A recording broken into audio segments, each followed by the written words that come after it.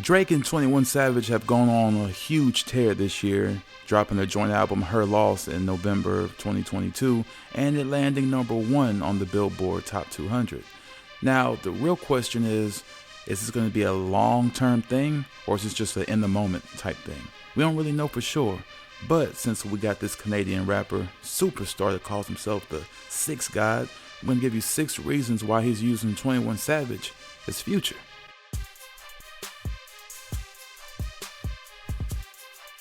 Number 6, he thinks it's helping him. Drake himself is a huge megastar. He has a gap between himself and many more artists, especially on the streaming websites like Spotify, iTunes, etc. There's really nobody in Drake's lane, especially in the hip-hop lane. And in that demographic, there's only 2 people that can really compare it to him at this moment. And that's Future and Kendrick Lamar. Now, there are other artists that are in that same realm, but they don't really match the same heights as Drake has. And for somebody like Drake to reach his arm out to an artist like, say, 21 Savage, he sees it as himself giving or extending an extension of himself to 21 Savage as if it's going to boost his own career. Now, people that know 21 Savage or listen to his music know that he has a core fan base. A lot of people mess with 21 Savage. He himself is now considered a superstar in the hip-hop game, but Drake wanted to make him a megastar, and he figured by joining with him, he'd be up there with Drake. Now, as far as that working or not, that's debatable. But Drake's major intention was to try to get 21 Savage up there with him. That's his way of giving back to the community, quote unquote. Number 5, it's easy money. Drake getting somebody like 21 Savage to join him on a joint album, 16 lace tracks of them both, is a feat that a lot of people wouldn't expect from Drake. Drake is not considered a selfish artist in that aspect, but he is a lone wolf in that regard. So Drake being up there by himself, bringing 21 Savage up, is looked at as an act of mercy. But at the same time, we all know the real reason, and it is easy money. Drake getting 21 Savage on his tracks is very profitable on both ends. Drake has that street cred, and 21 Savage has that mega stardom touch, which leads to number 4. He wants the streets. Drake is a megastar, superstar, ultra star himself. He doesn't need to prove anything. But his starlight really stems from huge pop records like Hotline Bling and Controlla and many other records like that. They are what cement Drake as one of the top artists of this time. But 21 Savage is somebody that has a huge lock on the streets that, with those two worlds being so separate, it's easy to get them mixed up. As far as who should I listen to? Should I listen to mainstream Drake or street cred 21 Savage? Drake's idea is let me get some of the street demographic on my side so I can take over the world instead of just the poppy mainstream Coachella audience. Which is pretty smart if you think about it and not too uncommon. Number 3, it's a pet project. Now this is where we start talking about Future. Drake and Future had a slew of records before they inevitably dropped their joint album, What a Time to Be Alive. And even though it was a huge success, it still lacked decent aging. I mean, there are some tracks that we would go back to eventually, but at that time it was great. Years later, I can't really say that. Same thing with 21 Savage. Drake had a slew of tracks with 21 Savage beforehand, such as Sneakin', etc., and then they eventually dropped Her Loss together. Now, a lot of people liked the idea of Drake and 21 Savage collaborating, but as far as an entire album, people were very skeptic, not really sure, and when it finally dropped, people were ready for it. They're like, why not? We like Drake, we like 21 Savage, let's make it happen. So Drake, what he usually would do, just like he did Future, is do a slew of songs together to see what the demographic is looking like, what type of spikes they're getting in sales, and if it looks good, then he's gonna do a whole project with you, just like he did Future. Drake has been known to have random artists on songs or hop on random artist songs that you wouldn't even think would even come together. But it's all part of a pet project. All these one-off features and nothing really came about it because even though the record was hot, it wasn't enough to sustain any real revenue. So he moved on. With 21 Savage, he sees a lot of future in him and his future, ironically.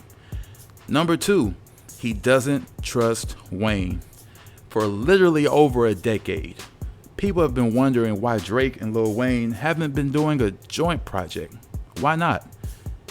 That's his protege. That's his sensei. Why not? They've been doing music together for literal years and have a huge plethora of tracks together. So why not do a joint project? Well, in complete honesty, although Drake makes his way and praises Wayne as much as he can for bringing him up in this game and giving him the tools he needs to succeed, even he has to someday admit that he just doesn't trust Wayne for an entire project.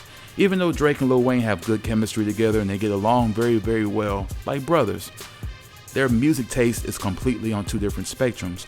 Drake is more of a concise, controlled artist, and Wayne, you never really know what you're going to get from Wayne. And Drake can't really depend on that financially. It has to be something that's going to correlate with his funds. And Future is a definite hit. 21 Savage is a pending definite hit.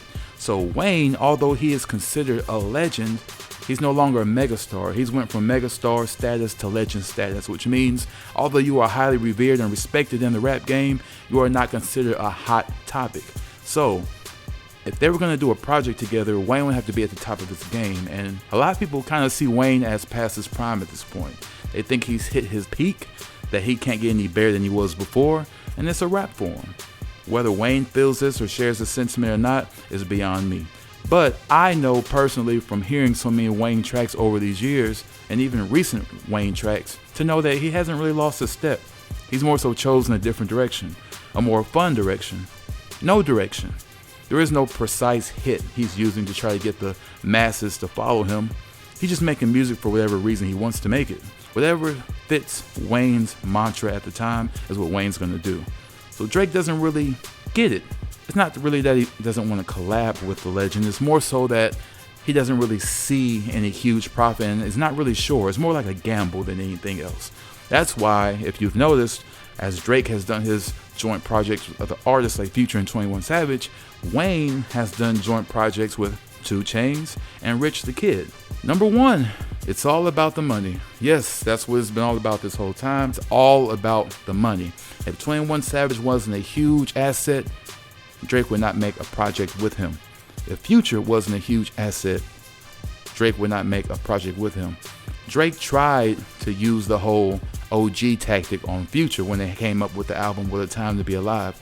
Little did Drake know that Future had built up such a strong fan base that himself and Future were really considered to be on the same evil, well, okay, no pun, pretty much on the same spectrum. I mean, Future was a megastar at that point, just like he is now. And even though Drake thought himself to be the one to bring Future up, in all honesty, Future more so carried that project. It was a lot more Future-inspired tracks on What a Time to Be Alive than Drake-inspired tracks, as opposed to Her Loss, which is mostly, I'd have to say at least 90% Drake.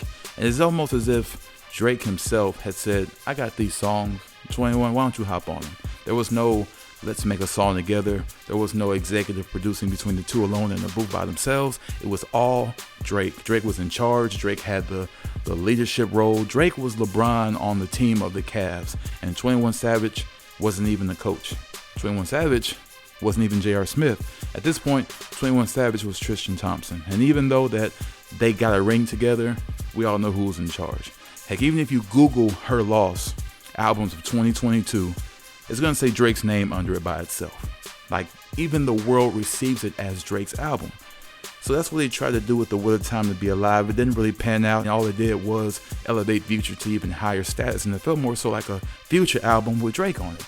So now Drake, that has his seasoned potential, now says, hey, I'm going to make this Her Loss album, and I'm going to be the one in charge. 21, you're going to hop on the tracks. I'm going to be leading the reins, and I'm going to make you a bigger star in the process while I consume your demographic and become an even bigger star to where the people that listen to you will more so want to listen to me because I have and can do what you can do, if not better. So yes, those are 6 reasons why Drake is treating 21 Savage like Future. If you like this video, make sure you like it, like physically, like hit the like button, and subscribe to Wrap Up Nation and hit the bell for notifications so you can see and hear more videos like this. Thank you guys for watching. This is Cypher from Wrap Up Nation. I love you, and I'm out. Peace.